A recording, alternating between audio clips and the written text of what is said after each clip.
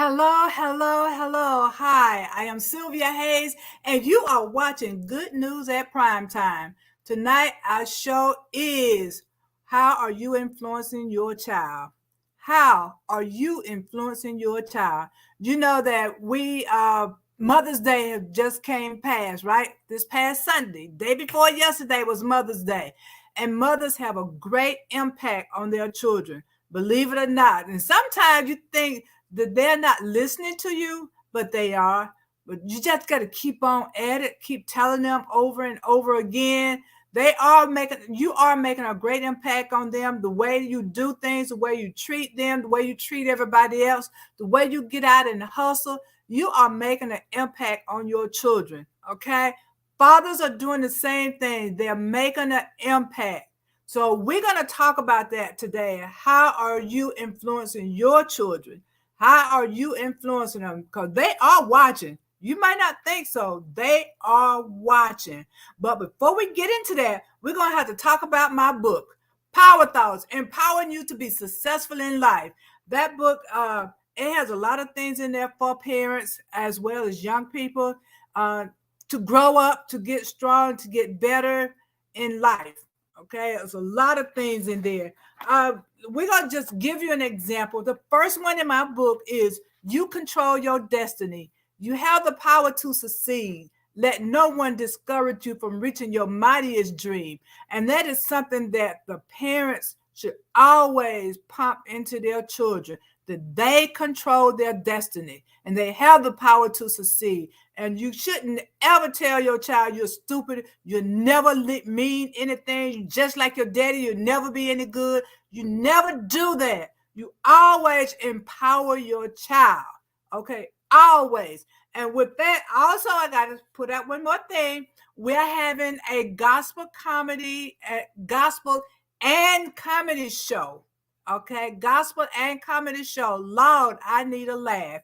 This is good, clean comedy and good gospel music for everybody who needs a laugh, who wants entertainment. I know some people want to go to comedy shows, but they don't like all that raunchy stuff. So this one is good for you. And you can get your tickets on Eventbrite, okay? Or you can just see me. Eventbrite. Go to Eventbrite. Lord, I need a laugh. Gospel and comedy show. Lord, I need a laugh. Gospel and comedy show on Eventbrite, and you can get your tickets. This is Saturday, June the 3rd at 7 p.m. Doors open at 6. You don't want to miss it. We have some good comedy people coming out. Good people. And we got good gospel music. I know the minister of music, the minister of rap, Aston, he's good. He's good. You don't want to miss him. Okay. And the other people are really good as well. So come on out June the 2nd. Bring everybody. Everybody. Bring everybody. Okay. Okay. So now we're going to go ahead and bring on my co-host, Mr. Reggie Drummer, who's going to help us out with this conversation. Hey, Reggie, how you doing? I'm doing good. Great. Just coming off that Mother's Day, like you say, said earlier. I'm feeling good and looking at sharing some thoughts on the power influence of our young people. I think that's always been a concern, Oh, yeah. every generation. Uh, so it's going to be powerful. It's going to be tight. Definitely want everybody to like, share, and subscribe over here, Square Mile Media Atlanta. Hit that button. And also, share it with your kids, your family members, so that we can continue this conversation because our children are the future. Yes, they are. They are. And yeah, so while we're at it, let me go ahead and bring on our guest, someone who deals with children all the time, the youth, Judge Harry Bowden. Yeah. Hi. Hi, Good how are you? evening. Thank you. Good evening, Reggie. Good evening, Sylvia. Thank you for inviting me back again. You have a very exciting topic tonight, one that's just so important, and I look forward to participating with you. Oh, thank you, thank you, thank you. And Judge Harry Bowden, you want to tell them a little bit about you and what do you do and how did you get that handle, Judge? Well, I am retired from 2020. I was in the legal, have been in the legal profession since 1985 and have sat on the bench since 1995. Just retired in 2020. I am a big family guy with 9 kids, 6 biological, 3 blended. I say they're all mine because I fed them. And I have focused since I left the bench on the issue of families, of relationships, and of children, and what we are doing to raise and not raise our children and the impact on our society. You can go to childsupportcourttv.com and take a look at it and give me a call and ask Judge Harry when you need to. Okay. Great. Thank you. So we have the judge in the house. Yes, Who's yes, been yes, dealing yes, with the going youth. forward, sir. Good. I'm sorry. What'd you say, Mr. Drummer? I say we're glad to have you on board. It's We try to. I think if we influence our kids correctly, they don't have to come before law enforcement or the judge in a bad manner. So that's a part of influence. You're so right. You're so right. And the first influence is what we do, because they look at what we do and they model after it. But life has its ups and downs. But the only thing we can really do is be consistent and help them through their trials as somebody helped us through ours. Right. And you don't realize how much you influence your kids, even after they get grown, they're influencing them. Because just to give you an example, my daughter, I went to her house and I was doing something, and her husband said, "That's where she got that from." you know, and then I was doing something else one other time, and he said, "That's where she got that from," because she's doing what I did, and she's a grown lady now. That's right. That's that modeling. I often say, Miss Sylvia, that we are our children's first gods. Mm. And so as we go, so will they.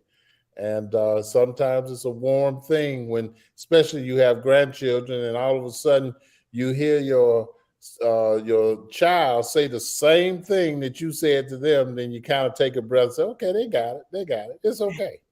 Yeah, yeah, They're that's paying true. attention. That's right. That's right. Well, and I was looking at it when I was thinking about the whole topic. Now they talk about a couple of things that influence your children. Now, one is genetics. Okay, that's before they get born. So we can't do nothing about the ones that's here now. But if you It, plan on having some kids for the future, you might need to check bloodlines, parents, and not just for diseases and things like that, but a lot of things are like that, genetics. Just mama, daddy, behavior issues, these and that, and just things, just instead of just laying down with anybody, that might be the future where you got to give a profile of genetics because people are really trying to have better children. And then you got environmental influences. That's the area in which they grow up in. Neighborhoods can really affect a child's behavior, what they learn, what they see at an early age. If you can get a good environment for your kids where they don't see a lot of, I'm not, we call it not necessarily, what do we call it when you don't get exposed to everything so early, Right. right. you That's know. right. That's your environment. And then, parenting styles, when you selecting your significant other, different styles can affect how the kid's going to turn out. If you're not, uh, uh, being more careful, they will observe the different styles and they'll use that against you as you grow older. Plus, your friends, the people you hang around, they can And affect your children, teachers, schools, and the culture at large. We look at the things that might seem appealing to put the little baby on the 3-year-old and have the 3-year-old saying some bad words on the Yeah. TikTok. uh, doing And they some. be thinking it's cute. Oh yeah, twerking. I saw a little Uh-uh. 3-year-old was getting down. Yeah, It looked good, but that does create some other things. So that's the power of influence. That's just some areas. yeah. It don't look good to me to see a little child twerking. That to me that don't look good at all. Even though other parents be laughing, giggling, oh, that's so cute. To me, that's not cute. But I wanted to say one thing about the generic and the children. A friend of mine got fighting mad at me because of the way I chose my kid's father. Because I wanted decent kids, right? So I chose a man. I had specifics. He had to be tall. He had to be educated. He had to have something going for himself. He had to like sports. Yep. And he had to be a well-rounded person. Those are the generics I chose. He had to be tall because I wanted tall children, right? so Okay. I was telling a friend of mine, he was fighting mad. He's because what did he say? It's been so long, but the main thing is I cannot choose my children like that. I can't choose a man the way I was choosing them. But Mm, you know, but you know what? My kids are Well, different. I don't agree with that. You want to choose the right mate. You right. want Yes, to choose the right mate. It's a choice. yes, yes. My children are brilliant. I mean, both of them they make way more money than me, and they're smart. They're go getters. I have good kids, and I bred them that way, But he didn't like the way I was doing it. He didn't like it, and so but I'm happy with my kids. I'm happy with them. We all make choices. When you get to those genetics, mama used to say, what's in the blood, you can't beat out the hide. Right. So you really need to make those choices early on. And unfortunately, many of us don't. Many of us make emotional choices. Mm-hmm. Actually, many of us don't make the right choices because our minds are not in the right place. And a Mm, lot of us model our choice to what we're used to, i.e., our mom, our dad, and you come to find out that you really didn't know your mom or your dad because they gave you the perception, the persona, what they wanted you to have. But as you figure it out or you live long enough, you're saying, everything wasn't really what it was made to be. mhm, So, as you get older and how and I think the topic we influencing our child, I think the first thing, the environment is one that you choose. Um, I had a wonderful show with an individual, Mr. Shakur, and he is very, very, very strong on housing and the environment that people live in. But and I agree with that. But I go a step further to say that the housing is the building. mm, What goes on inside the building is the home. right. And Mm-hmm. that's where we are at. I guess the good, safe way is to say we are where we are because, it doesn't matter what the outside looks like. You can go to the deepest country. I mean, when I say country, I mean South Georgia. And Yep. you can find some housing that's like, oh my goodness, shotgun housing, but inside is love, Oh yes. support, Mm-hmm. caring, and examples of what we would want our children to be. Right. And that is so important that we do show our children love and show them how to treat people, how to be nice to people, how to work hard. All of those things influence our kids. If your children see you always laying around smoking and drinking, that's what they're gonna do. They're gonna think it's okay. But then Yeah. every now and then you're gonna have a child to say, I'm not gonna be like my mama. I'm not gonna be like my daddy. I'm gonna be better than them. Sometimes they're gonna break loose, but then you got those who say, "I want to be just like them." You know, Yes. And that something is that judgment that we as children come into our own saying that, our models weren't good enough or they were perfect, but we have to develop our own.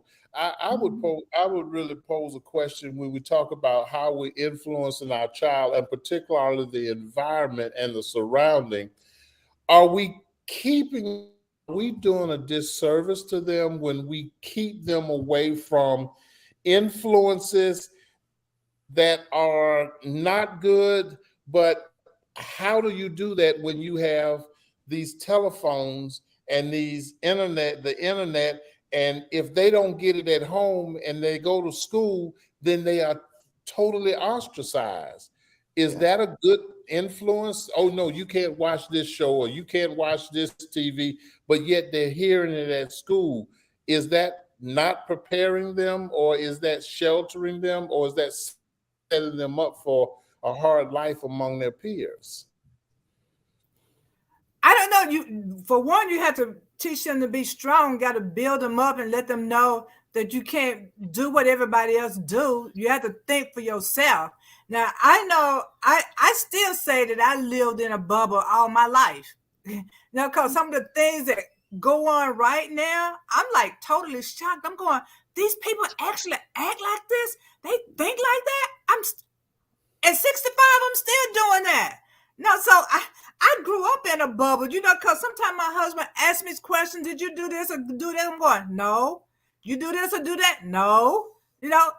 I guess I lived in a bubble, all my Well, life. is that environment that we're used to. Some of us, if we go off to college, then it broadens our exposure. But Yeah. that bubble is what kept us safe and protected us. But Yes. when we get into this larger world, the question is, oh my goodness, have I missed out? How do I adjust? And how do I melt in this pot to be relevant? And that's the whole key. Are we influence our kids to be relevant within ourselves, within themselves, and within the family? Or are we, pushing them out to be like everybody else?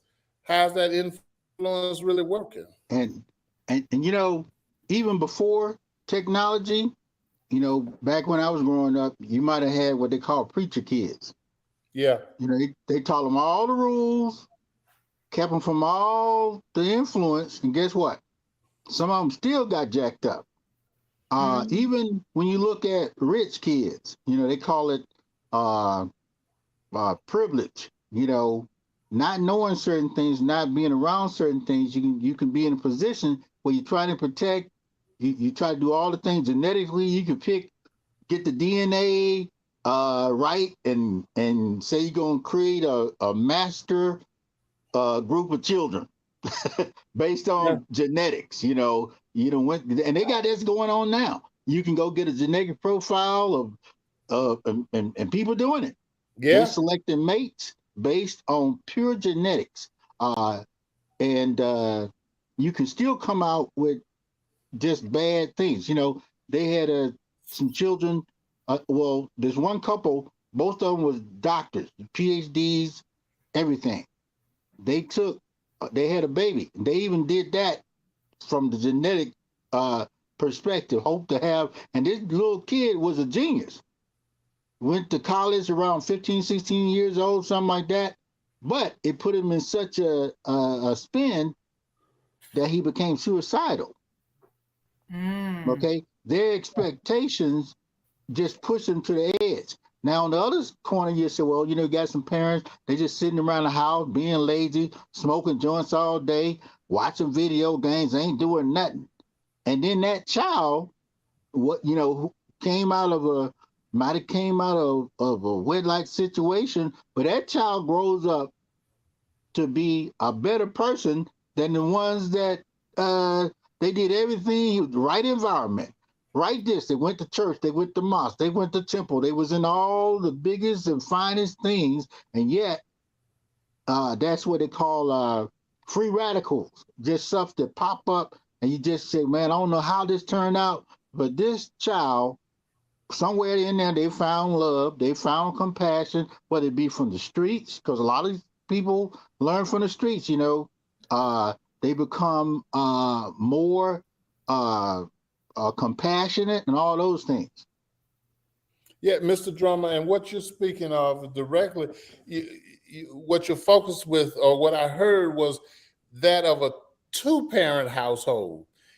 Not to Yes. mention when you have a one-parent household or a split-parent household, and you have to deal with the differences that exist and how that affects the child when they go to one. And let's just use a simple one is a of the Muslim faith, but they go back to the other one. The other one is the Christian faith, and Mm, both are trying to share or sway their child to believe these two separate things.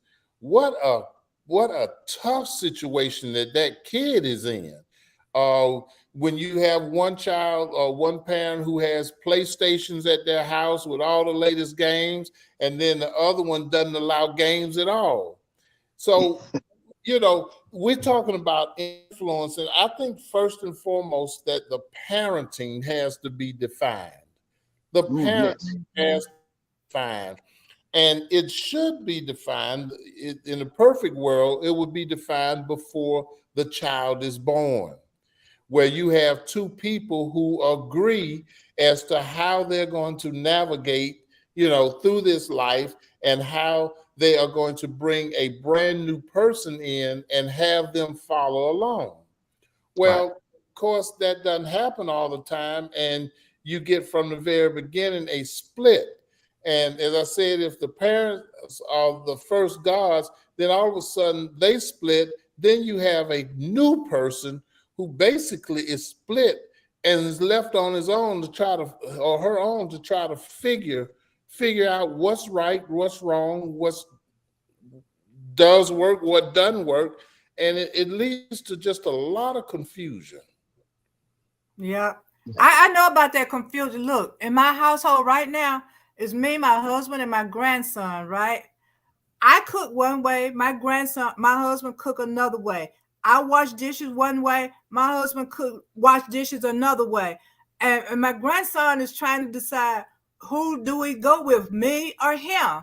He Mm, said, y'all two different ways. It's confusing for him.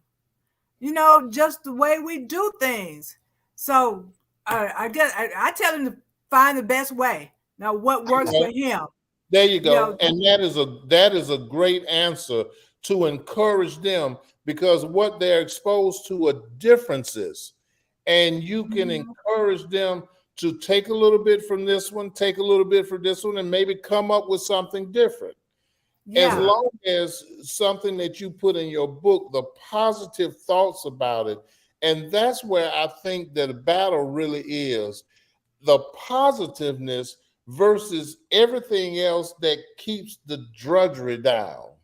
Mm, Everything from the language, the music, the dance, the exposure, all of those things that you would not necessarily incorporate in bringing this person up, but you have to fight against that with the world so they don't adopt something that's negative.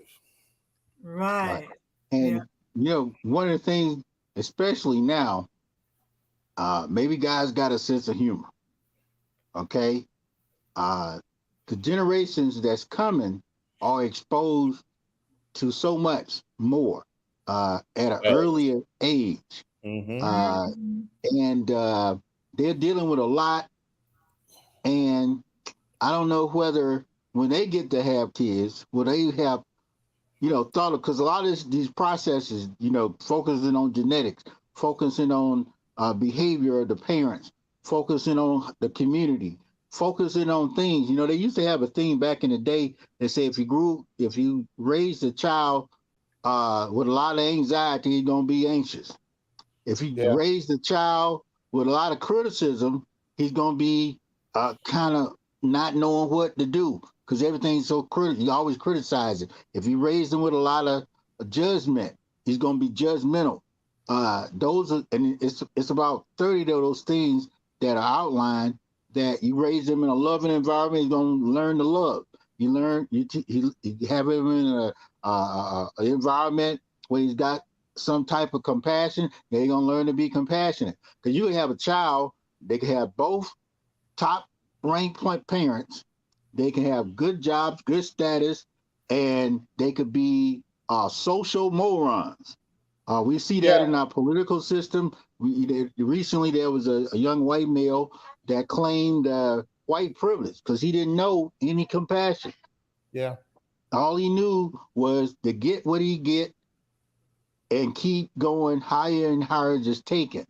And when he took a life, I think he took two, three lives, and his parents they covered it up and covered it up. Uh, And I don't know where he is now, but uh, there's a lot that's going on in his head based on those things. Oh yeah, those are things. If a child lives in criticism, he learns to condemn.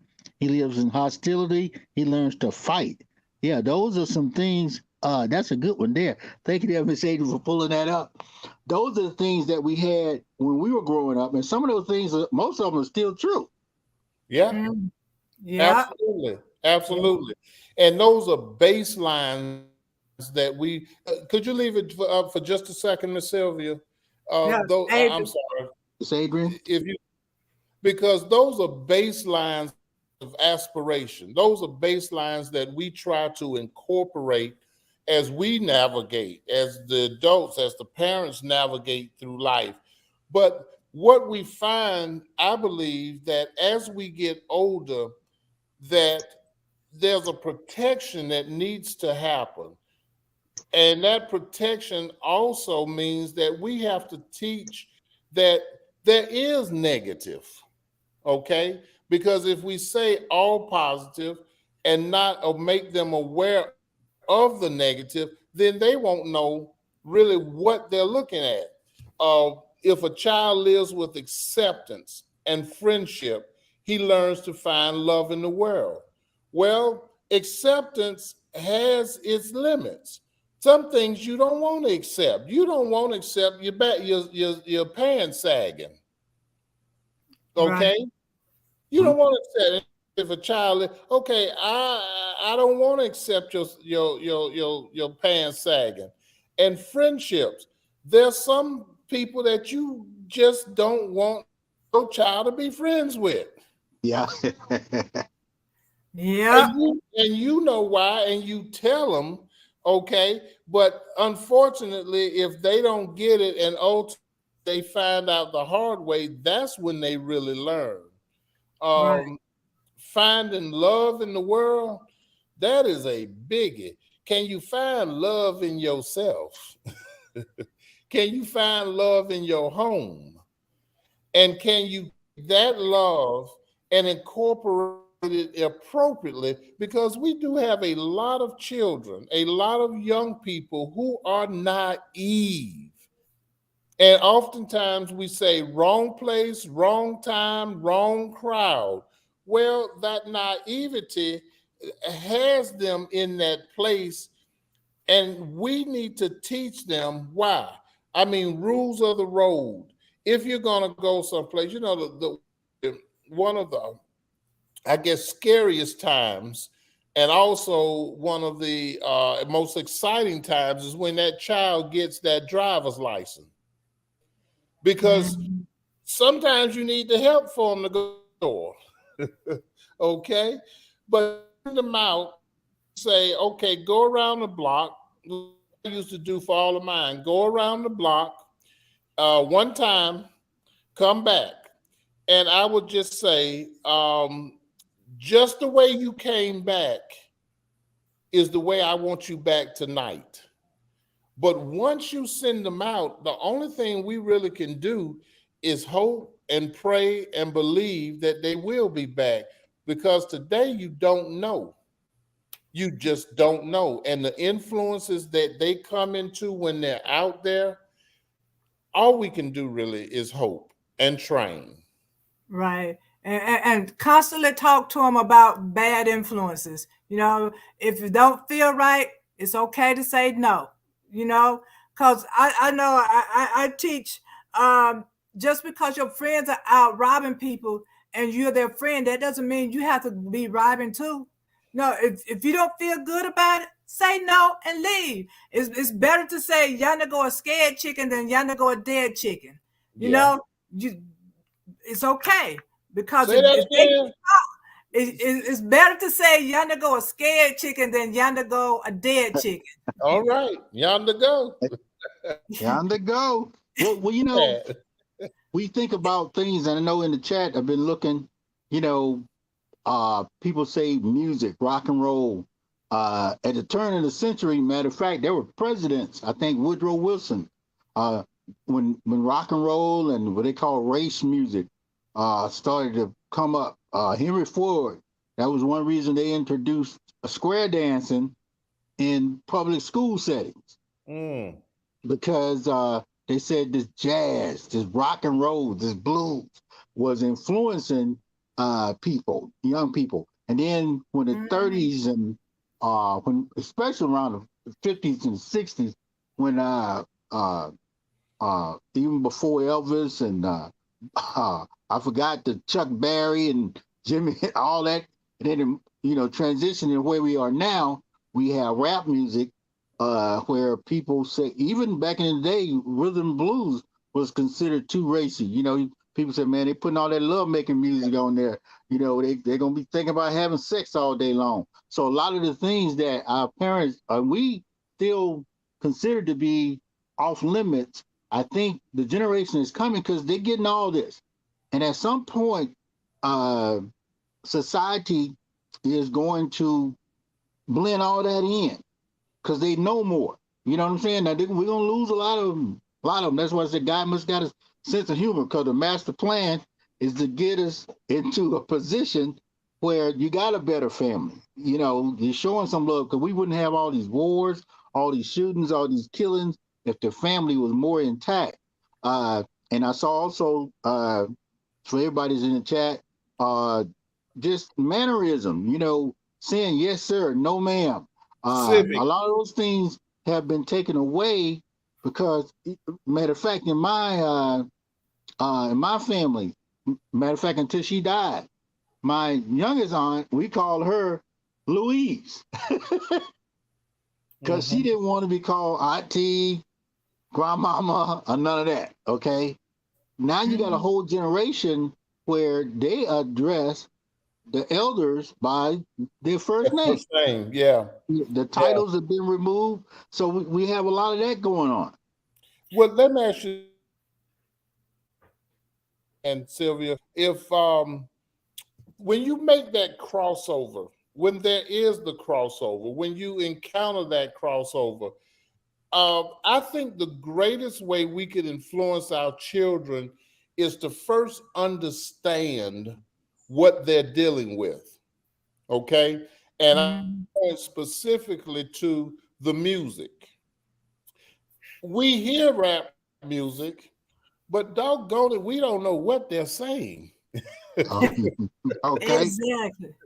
And Yeah. I have literally taken the opportunity at times to say, okay, we like the beat, all right, we like the beat, but let's stop.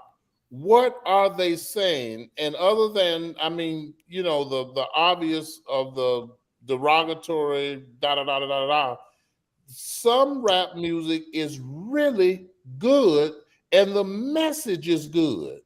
Right. But one of our influencing ways, I believe, should be to become a part of as much as possible so we understand the cultural part that they're going through and can lead them through it. I remember when TLC Bills Pay My Telephone Bills was out Oh, yeah. years and years ago. I sat Mhm. down with one of my daughters and said, "Okay, let's listen to it." And then we discussed it, and I said, "What are they not saying? What are they implying? What do they Mhm. mean?" Now she's 30 now, and I asked her about that, and she said, "Yeah, Dad, I remember that. You confused the heck out of me." And I said, "What are you talking about?" She said, "I went to school and everybody else was liking it, and I was trying to figure out why it was bad." Right. Well. Now think about that song, TLC, and then I forgot the lady she had. Ain't nothing going on but the rent. This was in the 80s and the 90s, and before that, It was a song. I forgot, but it's always been a song that represented certain things that we didn't appreciate or we didn't like. And but one of the things that's happening now, and these are environmental things. These are things beyond our control. The music industry, some I was talking to some brothers and they said they changed the hertz. When they changed the hertz to, I forgot what it is, 400 hertz or whatever. That's where the bass is at a different level and it resonates with Really? the heart and what it does. You're not even paying attention to the lyrics. Plus, a lot of the people that go into the music industry are persuaded not to have the goody songs. People say, well, we love gospel, we like this and that and that, but ain't one gospel artist selling like T.I. and all of them. Yeah. So we got to ask ourselves, I mean, what do we really want? And the young people see this because at one side of our mouth, we're saying, control the music, doing this, and then at the other side, our support for different things, even just like your comedy. Oh Lord, Lord, I want to laugh. Most folk like to hear that. They got to hear that cussing and fussing to keep it real. They say, I got to keep it real. Right. Yeah. But going back to the music, my son, he had music in his room. He was playing it. And it was all that cursing in there. I'm going, you can't have it in my house. He said, but Mama, it's the beat. I'm going, no, you cannot play that music in my house because of the words. I'm listening to the words. He's paying attention to the beats. That's the difference between adults and children. They're listening to the beats more so than the words. And so, but those words, they begin to program you. Right. As an adult, I was listening to a song one time. I'm going, yeah, that's what I'm going to do. They said something else in that song, and I said, yeah, that's what I'm going to do, because I was in my mode at the time. Yeah. So the words do program you. That's how a lot of kids, they go out shooting and stuff because they get it from the music. When I first started out in theater, I was watching this kid on a news program. He was in jail, I think, for the rest of his life. And they were interviewing him, a little old teenager.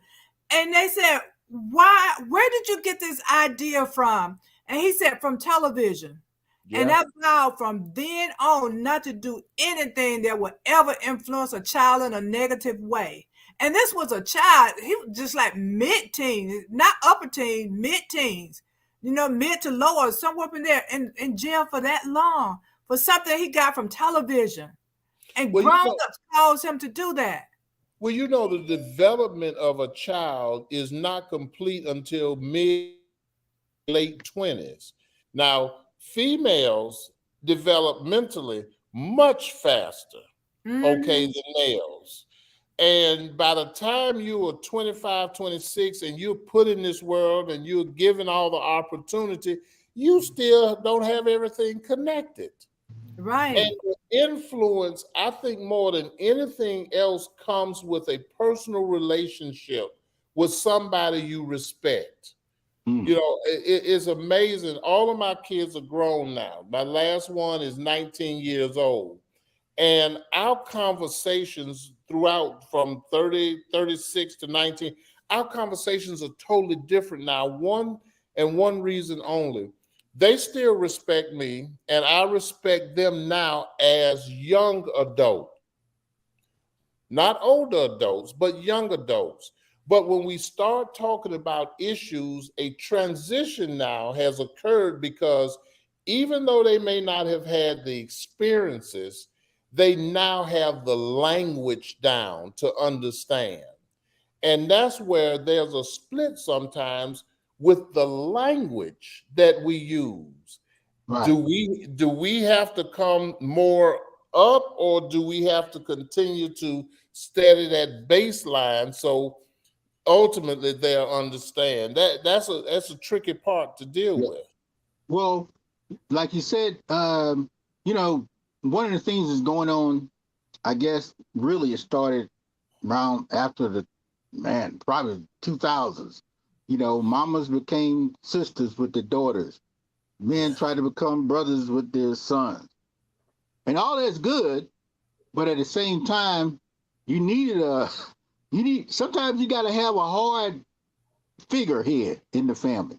There's gotta stand. My mother had a tempo, even up until my mom died. Now my brother was a little different because he'd been there longer, but I wouldn't walk through the house with a beer. Okay. Music. I mean, those are things that I respected and valued by her house. She had a standard. Okay. Now those standards can be modified. I modify certain standards that gives young people as as what they call an old head in the community or now some men, they'll just come off the rip. Don't call me unc. Don't call me old head. My name is Mr. So-and-so. Now, I might make an adjustment in that area just so that I can talk to younger people that are not mine. Just, because the question was, how do you handle your non-biological kids that got no a reverence for your, as a grandparent or uncle or auntie? They just see you. And sometimes you can't be where you got to have some type of standard, and I think as long as you got a standard that's respectable, they will respect that standard. If you say, man, when you go across, you don't cut across Mr. So-and-so's yard to get to somebody else's yard. Those are standards that were set up, and people respect those things. Absolutely.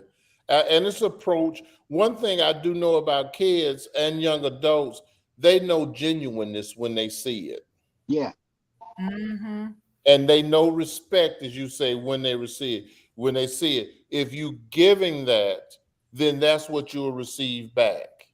Now, you have some people who just don't know about it. But when you give it, most of them give it back.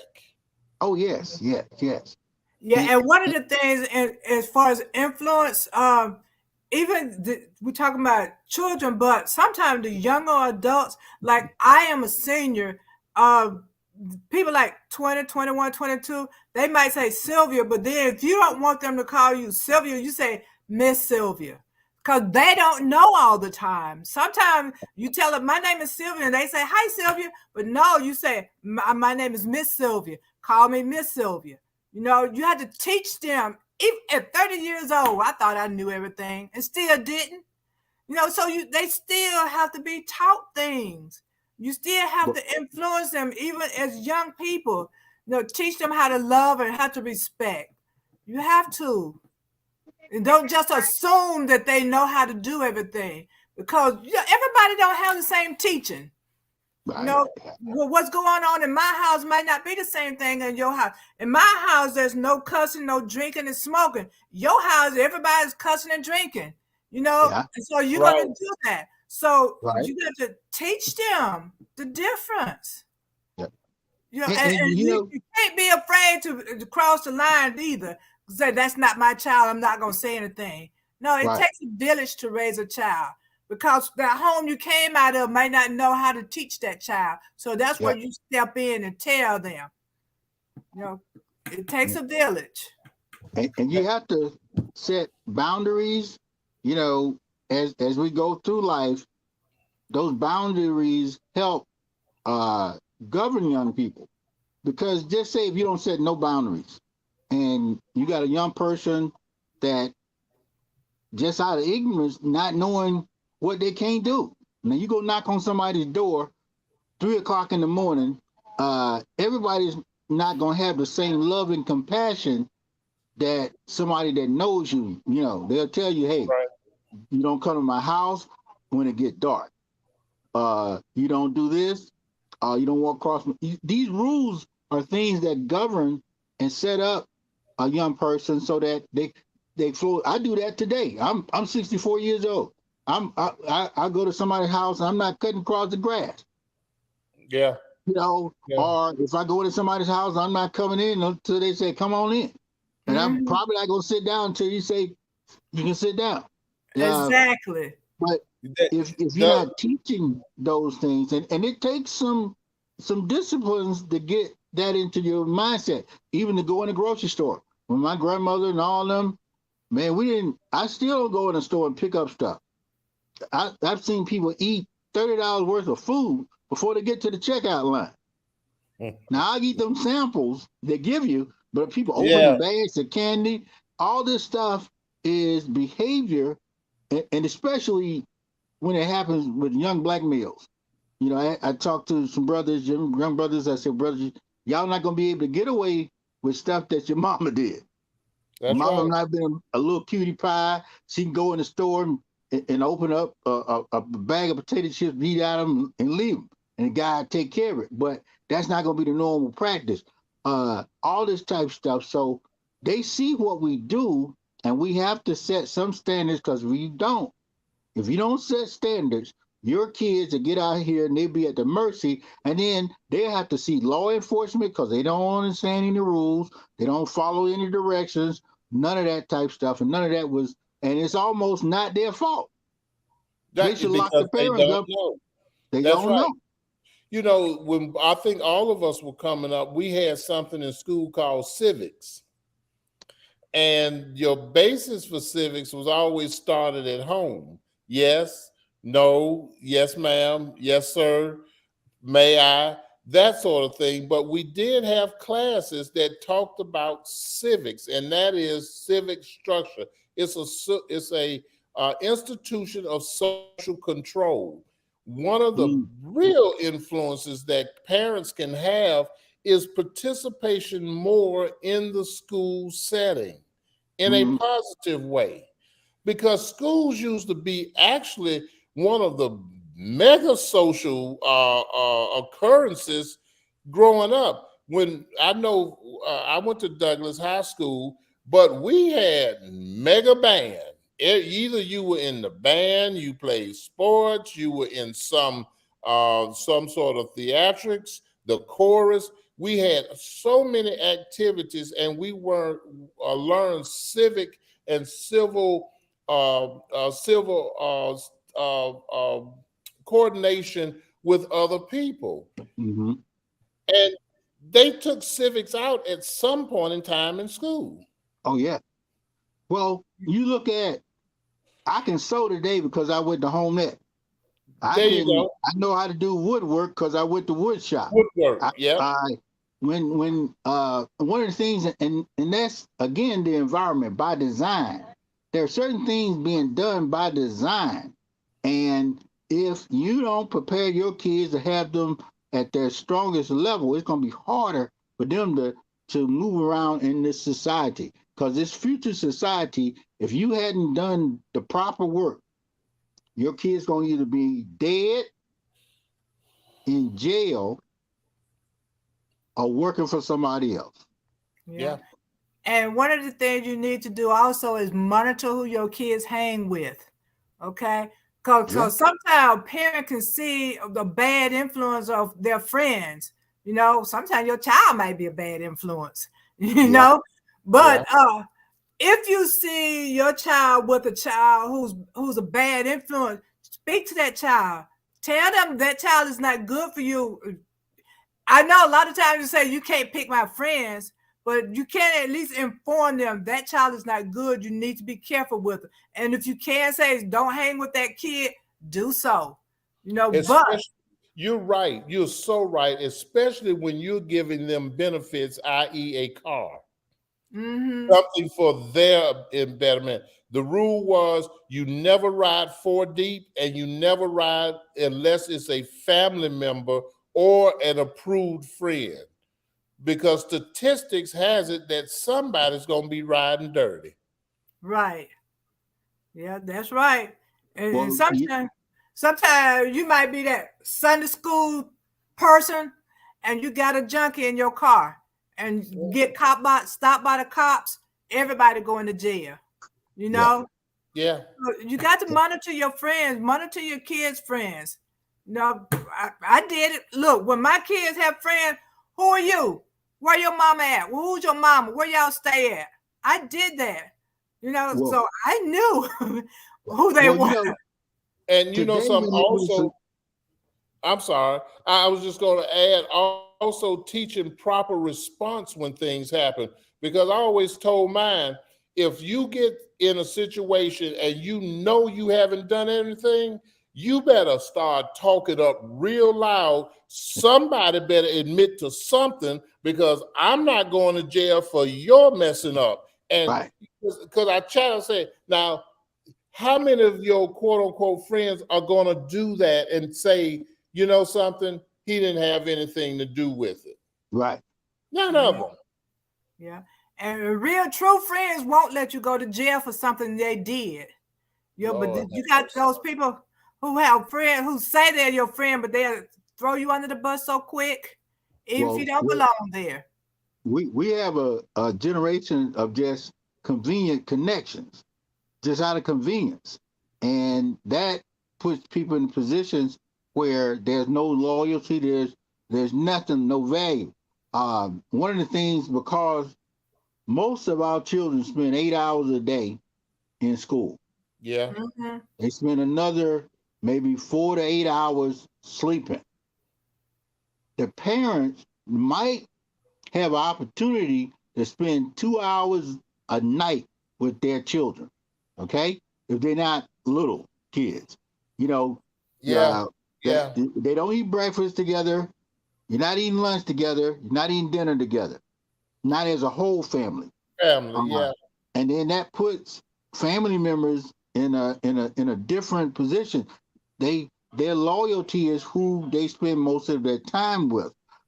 School, and like you said, if you're not being involved in the school, you don't know what's being taught, what they're learning, uh, what are they doing when they get out of school, because most kids don't go home. They used to go to band practice, football practice, and some of them do, but Yeah. between the time they get out of school, some of them get out of school at 2 o'clock in the afternoon. Come home, parents at work don't even know they done had a party. They don't even know they done turned the place out. All this stuff we used to see on movies and entertainment, they doing it. Yeah. Come back home, doing everything you could possibly do, and then if the parent gets there, they so tired, they so sleepy, they don't even realize what's going on. There's young people that say, I had friends stay over 3 and 4 days. Mama was so tired, and then Yeah. some of them doing it with two-parent homes. Yeah. Mm-hmm. It's difficult. It's difficult. I think I know in would just be honest, tell them the truth, and use every incident as a teaching incident. Oh yes. One of my kids, who's now an adult and doing well, was at the age of 14, 15, with a group of boys, and all of them got detained for shoplifting. Mm. And I told my son, I said, listen now, if you had anything to do with it, we're going to deal with it one way. But if you didn't have anything to do with it, I'm going to believe in you, and I'm going to stand up, and we're going to do it another way. And he said, okay. And he said, Dad, I didn't have anything to do with it. That was with them. They did whatever they did, but I was just with them. Now, I said, now, how many of them will come to court and tell the prosecutor that? He said, they'll come. They'll come. I said, okay. We sat there for 5 hours because I knew the prosecutor in a local court. And he said, hey, if the kids come and say he didn't have anything to do with it, I'll dismiss this right now. And I said, did you ask my son, did you hear that? Call them. And he said, they're coming, they're coming. Now, all of them took a plea deal to go to pretrial intervention or something like that. Well, they went to pretrial intervention. He was the only one that stood up and said, I didn't have anything to do with it. And after 5 hours, when nobody showed up, I said, well, do you understand what I'm talking about now? He said, I understand. And that was a teaching moment to say, you think of your friends. are not going to stand up for you. Right. Exactly. Yeah, and a lot of times people they think that these people are their friends, and they're not. Their friends would help you to go against your parents' wishes. Yeah. And like my daughter was in that kind of situation. I told her she couldn't go anywhere, but her friend came and picked her up, and they slipped out.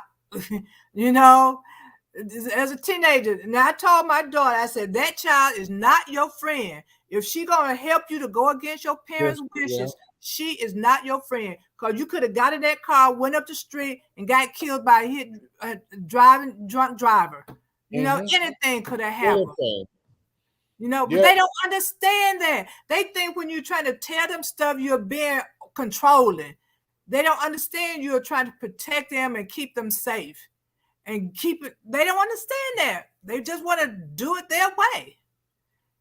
But our influences still have to be just as strong. Now, I'm telling you, when we get to the other side, it's my thought process. We get to the other side when our kids are grown, they have their children, and we sit back and hear them say the same thing we told them. Mm-hmm. Oh yeah, and then sometimes you get to giggle too. Yeah, absolutely. So being vigilant and being consistent about how we influence, I think, is the greatest thing that we can do. Yeah. It is. And we have to teach our kids to love each other and be loving their family members too, because sometimes people, they just hang out with their friends, but we have to teach them to go around and visit Aunt Joe, Uncle Sam, Uncle whoever, visit your family members, because family gonna be there when your friends not, a lot of times, sometimes family may not be there, but teach them to get along with their family members and to visit with them and stuff like that, because you need your family. Yeah. Oh, Lord. You're right about that. Those are the ones that are going to be there, good, bad, or indifferent. They at least will be there. Right. Yeah. Hopefully. And I have faith in our young people. Like you say, I've heard things my son's doing now with his family that, I said when he was growing up. So all that helps. And I think they retain a lot. So continue to put out things that they need to know, whether it's 10 Commandments, don't steal, don't cheat, just good things like that. And that will push a lot of weight in their judgments, because when they start looking at stuff and listening to stuff, they start using that as a meter to determine how they're going to, participate. Yeah. And another thing, constantly talk to your children, constantly. You might think they're not hearing, you might think it's going in one ear and out the other, but it's staying. You might not know it for years later. It's sticking. Some of that stuff is sticking. I told my son, I said, there are good people, there are bad, there are good people, there are bad people. There are people who add to your life, and there are people who take away from your life. Hang around those positive people and those who add to your life. Stay away from those negative people and those who take away from your life.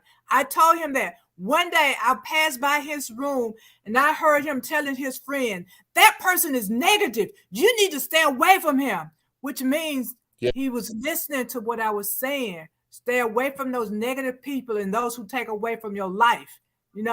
He was listening. You might not think they're listening. Just like on my telephone, the power thought I did at the beginning, you control your destiny, you have the power to succeed. That was the message on my phone. Whenever you call my phone and I wasn't there, that's the message you heard. Had that on there for years. And one day my daughter, when she was getting ready to go to the Navy, and I didn't want her to, Lord knows I didn't want my child to go to the military. But she quoted me. She said, Mama, you remember that message? You control your destiny where I control my destiny. I'm going, okay.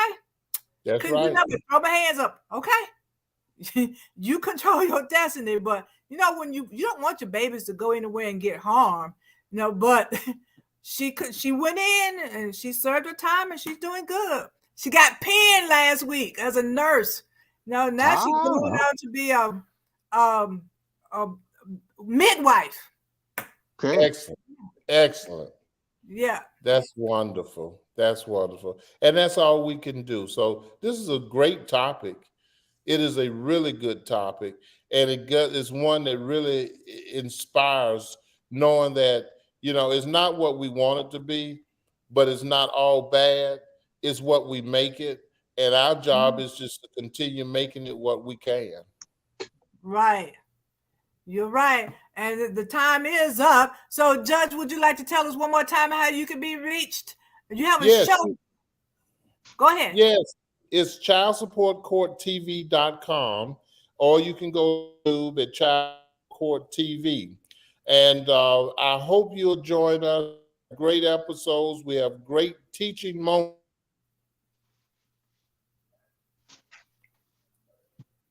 Oh, okay. Oh, we froze up right there. Reggie, you want to give your last All words? right. Well, stay on duty as parents, even in older parents, grandparents, keep that tempo. Somebody's got to keep that tempo in the family. Somebody's got to be the meter of what it be. You ain't got to go nuts, but see, they got to know that there's some order because there's order out here in the streets. So you got to prepare them and put them in a position where they can survive. Right. Yeah. And not be at the mercy of a lot of these rules and laws because they didn't learn this at home. Right. You're right. So our children are our future, and it is our job to teach them and get them prepared for life. Okay, that is the job that God has placed on us to prepare this next generation. He gave us a whole life to be in control of and prepare for life. So we got to do it right. And don't say, I don't want to get on their nerves. I don't want them hating me. Because you know what? My child told me, I hate you. I'm going, good. At least I know I'm doing something right. You got to think that way because they're going to not like you. And even though he said, I hate you, he didn't mean it. He did that out of anger, and kids would do stuff out of anger, and you cannot take it personal. Kids will say stuff to you out of anger. You cannot take it personal because you're doing your job.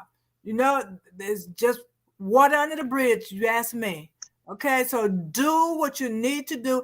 Influence your kids the right way. Show them love. Don't be fussing and fighting your spouse in front of them. If you got to fuss and fight, go behind closed doors because your child needs love. They don't want to be in a hostile environment. They don't need all that tension in their lives because they're going to take that tension and go somewhere else with it. And they're going to spread that tension. What they see, they do. They learn from you and then go abroad and spread it and do something the same thing.